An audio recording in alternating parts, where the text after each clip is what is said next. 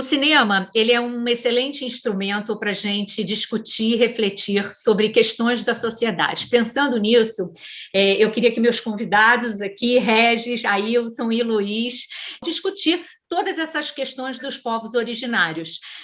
Então, sejam bem-vindos à nossa conversa e eu queria que cada um de vocês me contassem qual a importância do cinema como instrumento para as questões dos povos originários. Cumprimento você, Simone, o Luiz, o Regis, e celebrar, né, essa mostra do audiovisual brasileiro, onde a presença indígena tem ganhado nos últimos 15 anos expressão. Nós costumamos, né, da perspectiva do movimento indígena, tanto do movimento político quanto do movimento cultural, nós costumamos dizer que nós estamos demarcando a tela, porque, historicamente, a gente sempre teve uma demanda para o Estado brasileiro, que é a questão da demarcação dos nossos territórios.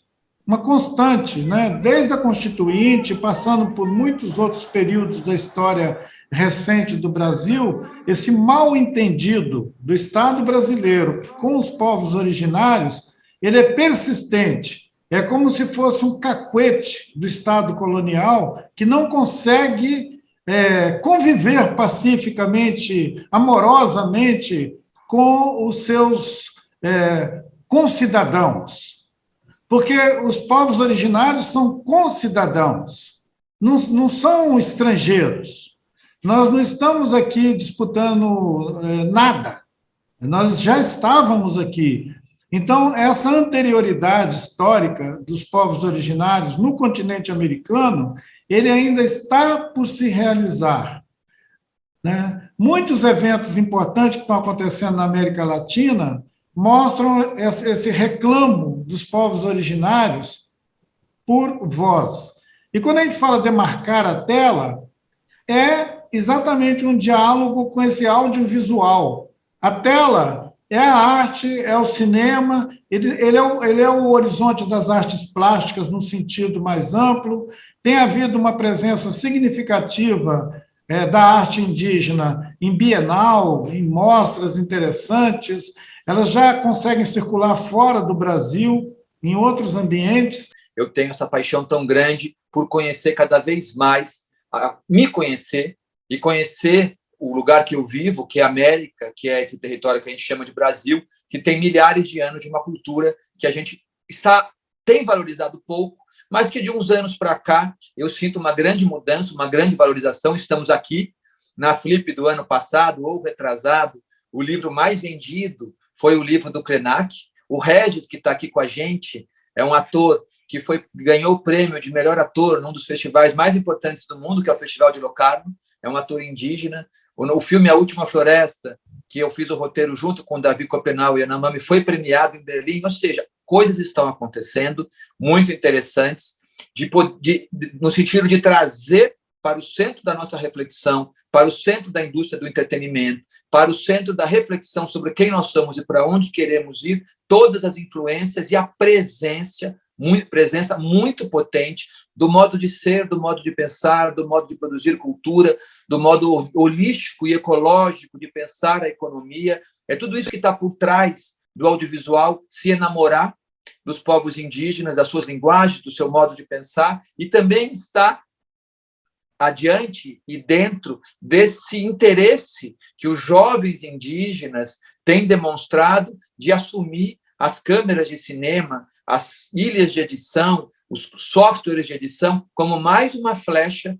na sua luta do dia a dia, pela afirmação da sua identidade, pelo seu lugar de potência, de que estamos aqui há milhares de anos e queremos continuar sendo indígenas, com celular, com câmera na mão, mas os valores centrais que nós trazemos é importante para a nossa existência, e eu, como branco, predominantemente branco, também sei que a crise mundial que nós estamos vivendo, ela só será sanada na hora que nós aprendemos a viver com os povos originários da América e da África, que deram uma outra conformação para as relações humanas. Esse cinema indígena, feito por indígenas, ou feito com indígenas, que é o meu caso, é um cinema que está chegando para ficar, que traz, no primeiro momento, uma ferramenta de luta pela defesa dos seus territórios e das suas identidades para os indígenas, mas, sobretudo, é um presente para o cinema brasileiro, é um presente para a cultura brasileira. Yanomami, Yamaku, Tayo, Arretoimimaki. O meu povo não aceita mineração aqui. Mentiroso, ladrão, Filme A Febre, dirigido pela Maia Darim, simboliza também a sua estreia no cinema. Mais do que isso, eu queria que você me contasse dessa relação da sua aldeia com o cinema e dessa experiência que você teve nessa tela, como a Ailton disse belamente, está sendo demarcada. Cumprimento a você, Simone, Luiz, parente Ailton. Estou muito feliz de estar junto com vocês. Realmente, né, que a audiovisual em si, ela já tem uma potência, né? Eu, na verdade, como vocês sabem, né, que foi a minha primeira vez, eu nasci no meio da floresta, onde é difícil ter acesso à televisão, simples televisão, entendeu?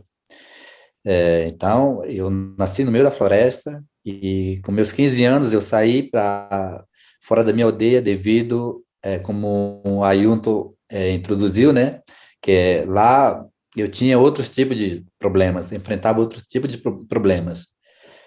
Resumindo, né, que o lugar onde eu nasci era uma aldeia dos povos tucanos. Eu sou da tribo Dessana. Então, esse lugar foi implantado a religião e a escola. E lá depois, na sequência, virou uma sede praticamente. O meu clã são 23 tribos. Então, todas essas 23 tribos se reuniram ali para a escola e para tudo mais, né? Então, a caça, a pesca, o plantio ficou escasso, muito escasso. A gente teve dias que a gente comia e teve dias que a gente não comia. Então, era muito difícil. Vendo isso, a gente saímos numa tranquilidade, entendeu? Foi por uma decisão do meu pai, junto com a minha família, e decidimos de sair da aldeia. E aproximamos perto da cidade grande, né? Onde tem mais esse lado, onde é mais acessível, onde tem mais a possibilidade de poder ter uma nova experiência, né? Eu comecei a ver um microfone de perto, ou uma câmera de perto, entendeu? Porque chegava para registrar a nossa cultura, as nossas danças, né? Mas nunca pensei que um dia pudesse também entrar ou ter uma nova experiência dentro do audiovisual, né? Assim, de uma forma mais relevante. E, enfim, chegou essa proposta, né, de poder participar do filme. O roteiro era muito interessante e era muito dentro da minha cultura, da nossa cultura. Ou seja, eu apenas representava o meu povo, o meu clã, entendeu? Do Alto Rio Negro. Então, era muito relevante e era muito, assim, atual também. Então, aquilo me fez pensar, assim, caramba, se eu tivesse uma oportunidade, eu poderia passar essa mensagem para o mundo, né? Que eu sabia que a audiovisual tinha essa potência de levar a mensagem para o mundo e trazer também vice-versa, né? Mas o tempo que vai contar é o seu tempo de carteira assinada, não é o tempo que você tem de existência. Talvez você possa ter algum benefício ainda por conta da sua condição. Eu estou me referindo à sua origem indígena. Tem mais alguma coisa? Preciso voltar para o serviço. Preciso que você assine para mim essa advertência aqui, por favor, as 2 vias, tá? Foi o audiovisual que conseguiu extrair daquele discurso do jornalismo, aquela coisa do jornal, que mostra o desastre, que mostra o evento pontual, né? O fogo, o dano. O audiovisual consegue introduzir uma poética narrativa dos povos, da pluralidade desses povos, de quanta gente diferente são os chamados povos indígenas.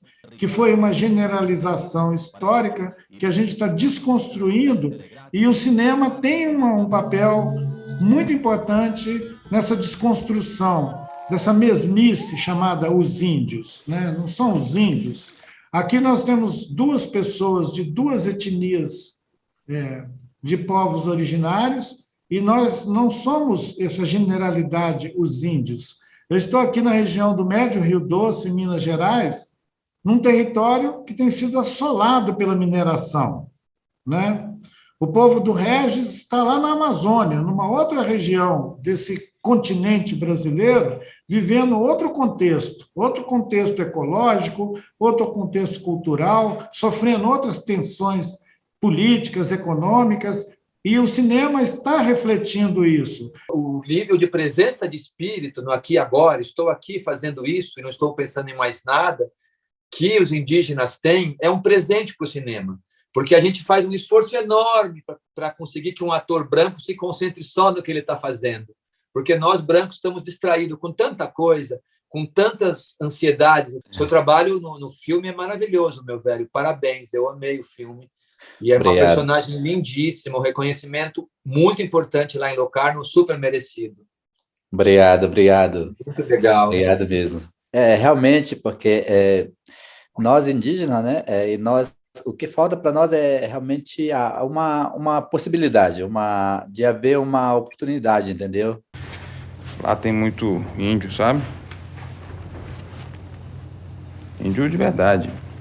Fecheiro, caceteiro.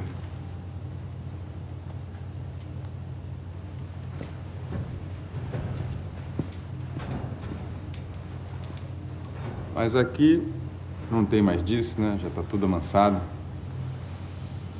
Quando, por exemplo, se fala em universidade, em audiovisual indígena, para mim, uma ideia que eu tinha antes é precisamos trazer os indígenas para a universidade. É isso que é pensar universidade indígena. Depois que eu convivi um pouco com o Almir Suruí, ele me fez entender, não, nós temos que criar universidades com saberes indígenas para vocês, brancos, frequentarem e aprenderem um pouquinho como é que se trata um córrego, como é que se mantém uma floresta em pé, como é que se trata um parceiro, como é que se produz economia, né? Então, quando a gente embarca nessa troca de mergulhar na literatura indígena, de um Daniel Munduruku, de um Ailton Krenak, de um Davi Copenaua, ou nas narrativas do audiovisual que estão sendo produzidas, o frescor, a linguagem, o aprendizado é gigantesco, é muito. Você não encontra mais facilmente em outros lugares, porque são talvez 12, 15, 20 mil anos de saber, de um outro modo de viver e de encarar o planeta, acumulados, prontos para ser trocados, e que nós há 500 anos não estamos aproveitando.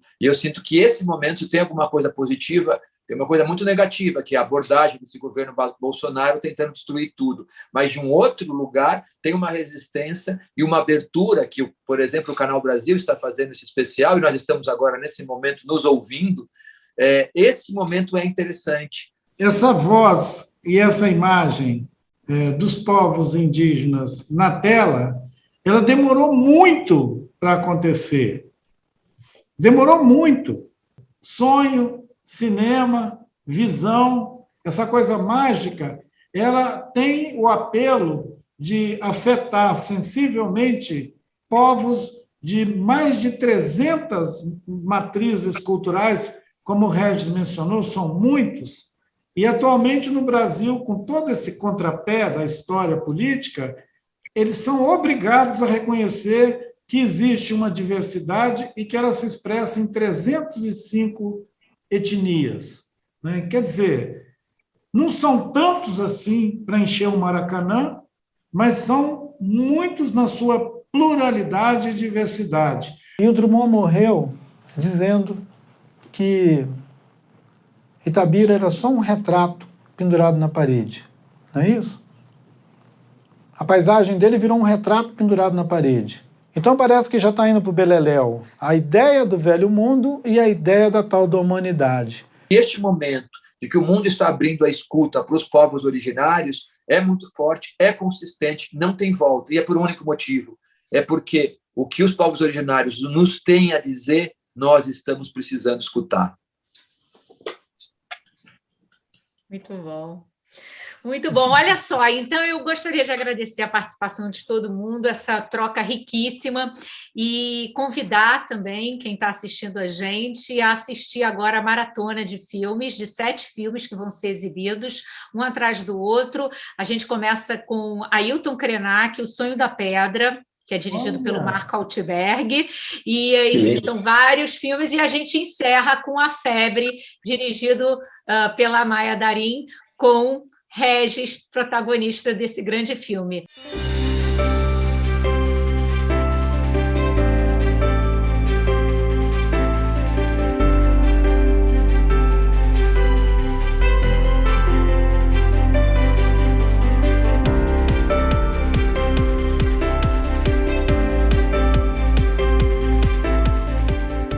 Muito obrigada. Luiz, Ailton, Regis, um prazer conversar com vocês, um aprendizado e que isso repercuta muito, que a gente transforme também e demarque essa tela do cinema brasileiro, né, Krenak? Maravilha, Simone. Viva! Obrigada, gente. Obrigado, Canal Brasil, de fazer isso. Obrigado, Canal Brasil. Viva! Vamos assistir!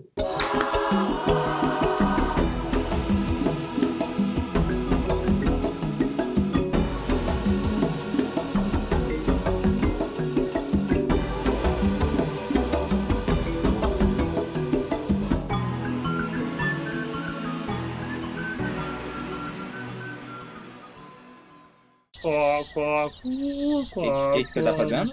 Nada. O que você está falando? Isso é o cococu. O que é cococu? Somente com uma partida curta. Quer fazer comigo? Tá bom. Cococu, cococu, cococu. E a gente fica repetindo isso para sempre.